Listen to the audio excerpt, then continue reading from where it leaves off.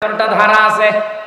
মুসলমানের দেশে যদি ৭৩টা ধারা দিয়ে সংবিধান তৈরি করা যায়, এই দিয়ে যদি দেশ চালানো যায়, এই দেশটা হয়ে যাবে মিনি জান্নাত। আর আমরা এটাই চাই। এক কথা বলছি না কেন? এই জন্য আমরা আহ্বান জানাচ্ছি, সংবিধান যেমন সংস্কারের কাজ চলছে, পরিবর্ধনের জন্য আলেমদেরকে আপনারা ডাকছেন, কিন্তু কথাটা মেনে নিন। এতদিন তো ৫৩ বছর দেখলেন বিভিন্ন নিয়ম নীতি, এখন একটু এইটা দেখেন না কেন? এই ধারা লাগবে না, শুধুমাত্র এই ৭৩টা ধারা একটু সংযোজন করে দিন। বাকি ধারা একটাও লাগবে না। আমি গ্যারান্টি দিলাম, ৪১ সাল টার্গেট দিয়েছিল, ওরা ৪১ সাল লাগবে না, ৪১ দিনেই বাংলাদেশ রোল মডেল হয়ে যাবে। চুরি হবে না, ডাকাতি হবে না, জেনা নেই, ধর্ষণ নেই। এই ৭৩টা ধারার ভেতর আল্লাহ সব লুকিয়ে রেখেছেন, শুধু এগুলো প্রয়োগ করা দরকার। কারণ যিনি বানিয়েছেন তিনি জানেন যে ওর দুর্বলতা কোথায়। কথা বলেন না কেন? এজন্য আল্লাহ ঠিক ওইভাবে করে আইনগুলো সেট করেছেন। একটাও নেই, এই জন্য আমরা নিরাপত্তা পাই না, স্বস্তিতে শান্তিতে নিশ্চিন্তে বাস করতে পারি না। অমান দাখালাহু কানা আমিনা। আল্লাহ পাক বলেন, কাবার যে চত্বরটা আমি এটা কিন্তু নিরাপত্তা দিয়ে ঢেকে রেখেছি। কাবার যে এলাকাটা এটা নিরাপত্তা দিয়েছে কে? কেন? কারণ এই জায়গায় আল্লাহর বিধান চলে, এখানে কোনো শিরিক নেই। আপনি কাবার এলাকার ভেতরে শিরিক পাবেন না। হ্যাঁ, কাবার বাইরে যান, সেখানে চিন্তায় আছে, মারামারি আছে, ঝগড়াঝাটি আছে, কিন্তু কাবার ভেতরে আমি দেখেছি এটা নিরাপদ জায়গা। আল্লাহ কোরআনে কারিমে সূরা আলে ইমরানের ৯৩ নম্বর আয়াতে জানিয়েছেন, ওমান দাখালাহু কানা আমিনা। এখন আমার প্রশ্ন, বাংলাদেশ কি কাবা শরীফ? ঘুমাচ্ছে? বলেন বাংলাদেশ কি কাবা শরীফ? কত দূরে এটা? ৬৫০ কিলোমিটার দূরে কাবা থেকে। তাহলে ৫৬,০০০ বর্গ মাইলকে যদি কাবার মতো নিরাপদ বানাতে চান, স্বস্তি শান্তি নিরাপত্তা দিয়ে ঢেকে রাখতে চান, অবশ্যই এখানে কিছু একটা করা লাগবে। কি সেটা? সূরা নাম ৮২ নম্বর আয়াত, ৭ নম্বর পারা, ১৭ নম্বর পৃষ্ঠার ১ম নম্বর লাইনে আল্লাহ দিয়েছেন, আল্লাযীনা আমানু ওয়া লাম ইয়ালবিসু ঈমানাহুম বিযুলমিন উলাইকা লাহুমুল আমনু ওয়া হুম মুহতাদুন। আল্লাহ পাক বলেন, যারা ঈমান আনবে আর ঈমানের সাথে জুলুমকে মিশ্রণ করবে না। এখানে জুলুম মানে শিরিক। জুলুম মানে কি? যারা জুলুমকে মিশ্রণ করবে না ঈমানের সাথে, উলাইকা লাহুমুল আমনু। আল্লাহ যেন এভাবে দেখাচ্ছেন, উলাইকা লাহুমুল আমনু, এই মানুষগুলো শান্তির হকদার। সুতরাং আল্লাহ শান্তি দেওয়ার মালিক, স্বস্তি দেওয়ার মালিক, নিরাপত্তা দেওয়ার মালিক।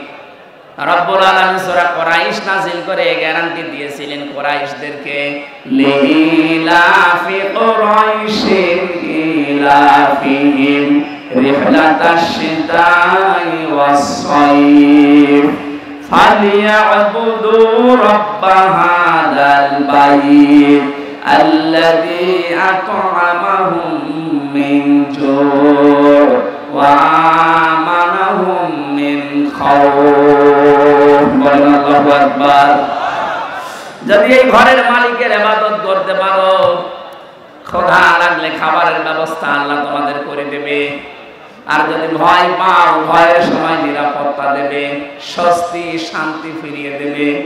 আমাদের ৫৬,০০০ বর্গ মাইল সত্যি যদি আমরা এখন নিরাপত্তা দিতে চাই, যেভাবে প্রতিবেশীরা আধা জল খেয়ে লেগেছে, নিরাপত্তা দিতে হলে, ষড়যন্ত্র থেকে বাঁচাতে হলে জাতিকে শিরিক থেকে বাঁচাতে হবে, তাছাড়া সম্ভব না। আর আমরা চাই এই জন্যে এদেশ যেন শিরিক মুক্ত হয়। বহু চেষ্টা আমরা বিভিন্ন কায়দায় চালাচ্ছি, কিন্তু জাতি এত অজ্ঞ, বিশেষ করে মেয়েরা। আবার শোনেন, আল্লাহ যেটা পারে ওটা অন্য কেউ পারে বিশ্বাস করার নাম শিরিক। শিরিক যারা করে তারা সন্তান দিতে পারে কে? অন্য কেউ পারে। বিশ্বাস যারা করেন তারা কিন্তু শিরিক করছেন। আমি একটা উদাহরণ দিলাম না, আইন দিতে পারে আল্লাহ। আল্লাহর আইন বাদ দিয়ে যারা অন্য আইন এখানে জারি করার চেষ্টায় আছেন, আপনি নামাজ পড়লে, রোজা রাখলে, হজ করলে, যাকাত দিলেও আপনি মুশরিক। আশা করছি আপনি বুঝেছেন। এরপরও যদি কেউ না বোঝার ভান করে থাকে, আপনাকে কোরআন শরীফ দিয়ে হবে না, বুখারী শরীফ দিয়ে হবে না, আপনার বাকারী শরীফ লাগবে। আল্লাহ আপনাকে বোঝার তৌফিক দিন, বলেন আমিন। এজন্য ঈমান আনার পাশাপাশি জ্ঞান অনুযায়ী যদি আমরা আমল করতে পারি, দিন যত যাবে সৃষ্টি জগতের সামনে আমাদের মর্যাদা সম্মান আল্লাহ বাড়াতেই থাকবে। আল্লাহ যেন আমাদেরকে এটা দেখান, বলেন আমিন। কোরআনে কারীমের সূরা মুতাফফিফিন, এখান থেকে মাত্র ৩-৪টা আয়াত আমরা তেলাওয়াত করেছি তাফসীর আকারে। আপনারা সেই মাগরিব থেকে বসে আছেন তো, আমি দেখতে পাচ্ছি অনেকে ওঠাউঠি করছে। এটা পেশাব পায়খানার ব্যাপার আছে, আবার অনেকের বিড়ির নেশা আছে।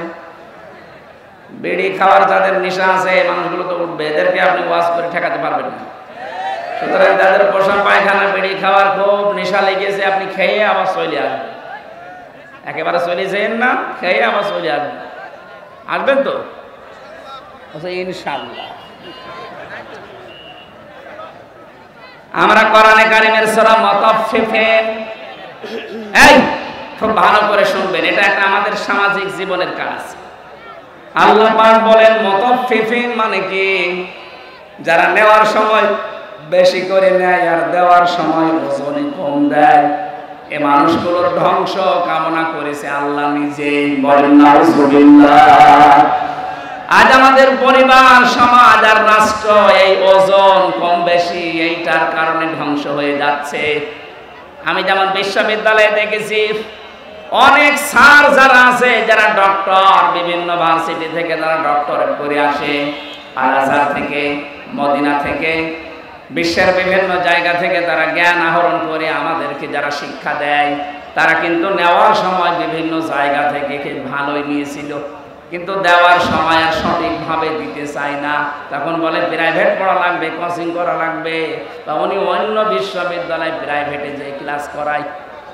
আমি শুধু ভার্সিটির স্যারদের উদাহরণ দিলাম এই জন্যে, এটা প্রাইমারি থেকে শুরু করে একেবারে কলেজ পর্যন্ত সব জায়গায়, হাফিজি মাদ্রাসা থেকে একেবারে দাওরা মাদ্রাসা পর্যন্ত, 1 থেকে কামেল পর্যন্ত প্রত্যেকটা জায়গার জন্য বলছি, শিক্ষক যারা আছেন, নেওয়ার সময় যারা বেশি বেশি জ্ঞান অর্জন করেন, দেওয়ার সময় যারা সঠিকভাবে দিতে চান না ছাত্রদেরকে, তখন আবার প্রাইভেট পড়া লাগবে, কোচিং করা লাগবে, আপনি কিন্তু ধ্বংস হয়ে যাবেন। এক কথা বলছেন? আল্লাহ সূরার শুরুতে এইটাই জানিয়েছেন, ওয়াইলুল লিল মুতাফফিফিন আল্লাযীনা ইযা তালু আলান নাসি ইস্তাওফুন। ধ্বংস হয়ে যাক ওই মানুষগুলো যারা নেওয়ার সময় বেশি নেয়, দেওয়ার সময় কম দেয়।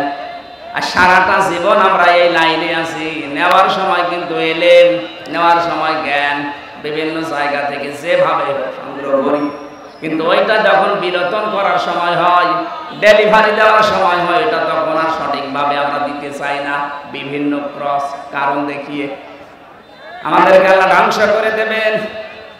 অনেকেই মনে করি যে এটা শুধু দোকানদারদের জন্য, তারা ওজনে কম বেশি করে না, এটা সবার জন্য প্রযোজ্য। হযরতে শুআয়ব আলাইহিস সালামের জামানায় তার জাতিকে আল্লাহ যে 2টা কারণে ধ্বংস করেছিলেন, তার 1 নম্বরে তারা ওজনে কম বেশি করত। আজ উম্মতে মুহাম্মদী আমরা দাবি করে হাজারো মানুষ এখানে আছি, তারা খাদ্যে ভেজাল দেয়, খাদ্যের ভেতরে বিভিন্ন বিষ মিশিয়ে দেয়। এই কথা বলেন না কেন? এই যে ফরমালিন যারা দেন, এইটা খেয়ে যদি কোনো মানুষ অসুস্থ হয়, তার বিভিন্ন শরীরের অর্গানগুলো নষ্ট হয়ে যায়, লোকটা যদি মৃত্যুর কোলে ঢলে পড়ে। আপনি তো ফলের ভেতরে, সবজির ভেতরে, খাদ্যের ভেতরে ফরমালিন দিয়েছিলেন, বিষ দিয়েছিলেন, ঔষধ দিয়েছিলেন, কিন্তু কিয়ামতে আপনি যখন উঠবেন তখন মানুষ হত্যাকারীর তালিকায় উঠবেন। আমি তো এই আয়াত পড়ার পরে দেখতে পাই বাংলাদেশে বহু মানুষ হত্যাকারীর তালিকায় কিয়ামতে উঠবে। কথা বলেন ঠিক কিনা? এজন্য খুব সাবধান এই জায়গায়, কোনো খাদ্যের ভেজাল দেবেন না, খাদ্যের কৃত্রিম, এই যে বিভিন্ন মানুষ টাকা পয়সার জন্য এগুলো সংকট তৈরি করেন। আপনি যে কত বড় অপরাধী আল্লাহর কাছে আপনি টের পাচ্ছেন না। যারা খাদ্যের কৃত্রিম সংকট তৈরি করে মানুষকে কষ্টে ফেলে রাখেন, আল্লাহ পাক বলেন যখন মানুষ খাবার থাকার পরেও সংকট তৈরি করে, যখন আমার আরশ কেঁপে যায়। কারণ পৃথিবীতে সবচেয়ে বেশি আদর আর মহব্বত করে বানিয়েছিলাম আমার বান্দাকে। এই বান্দা বান্দীদেরকে যারা জিনিস থাকার পরও কষ্ট দেয়, ওদেরকে আমি আল্লাহ ঘৃণা করি। বলেন নাউজুবিল্লাহ। বাংলাদেশে এটা মাঝে মাঝে আমরা দেখি, সম্পদ থাকার পরও, খাদ্য থাকার পরও কৃত্রিম সংকট তৈরি করে করে মানুষকে কষ্টে ফেলে দেয়। যেই ধনীগুলো এগুলো করছেন, ইয়ামহাকুল্লাহুর রিবা ওয়া ইউরবিস সাদাকাত, হারাম কোন জিনিসে আল্লাহ বরকত দেয়নি, বরকত আল্লাহ দিয়েছে হালালে। এজন্য হারাম ইনকাম যারা করেছেন, আপনি তাকান তাদের দিকে। এত কোটি কোটি টাকার মালিক হয়েছিল, কেউ বেগম পাড়া, কেউ সাহেব পাড়া বানিয়েছে, কিন্তু কি হলো তাদের টাকা? 8 কোটি 10 কোটি 12 কোটি টাকার গাড়ি ঢাকার রাস্তায় পড়েছিল 5 তারিখের পরে। কেউ সে মালিক আছে প্রমাণ দেওয়ার জন্য কেউ যায়নি। জেলখানায় পৌঁছতেছে এখন বাংলার সর্বশ্রেষ্ঠ ধনী শ্রেণী দরবেশ। কি হয়েছে তার টাকা? বৈধ অবৈধ নেই, 7টা ব্যাংক থেকে 36,000 কোটি টাকা চুরি করেছে। 36,000 কোটি। শেয়ার মার্কেট লুট করেছে, ব্যাংকগুলো দেউলিয়া বানিয়ে দিয়েছে। এক দরবেশে এমন একটা ভয় ধরেছিল, মানুষ উপর থেকে বিশ্বাস করতো না, না এত বড় দরবেশে কাজ করতে পারে। এই জন্য দাড়ি কেটে নম হয়ে গেছে। আদালতে একজন জিজ্ঞাসা করেছিল, নাফরমান দাড়ি কাটলেন নবীর সুন্নত? ও বলে হুঙ্কার দিয়ে বলেছে, বেশি চিল্লাবেন না, দাড়ি রাখা সুন্নত আর জান বাঁচানো ফরজ। আমি দাড়ি কেটেছি সুন্নত, জান বাঁচাতে চেষ্টা করেছিলাম, কিন্তু পারলাম না, নৌকা আমারে ধরিয়ে দিয়েছে। নৌকায় করে পালাচ্ছিল না। আমি শুধু হাসির জন্য বলি না, ওনার জীবন থেকে কিছু শিক্ষা নেন। বাংলার শ্রেষ্ঠ ধনীর তালিকায় ওনার নাম সালমান এফ রহমান দরবেশ বাবা। এখন শুয়ে আছে মাটির বিছানায়। হারামে আল্লাহ আপনাকে আরাম দেয়নি। সত্যি কথা বলতে আল্লাহ এই বিষয়টাকে গুরুর বলে দিয়েছেন। আমি হুজুরকে বলছি, অমাল হায়াতুদ দুনিয়া ইল্লা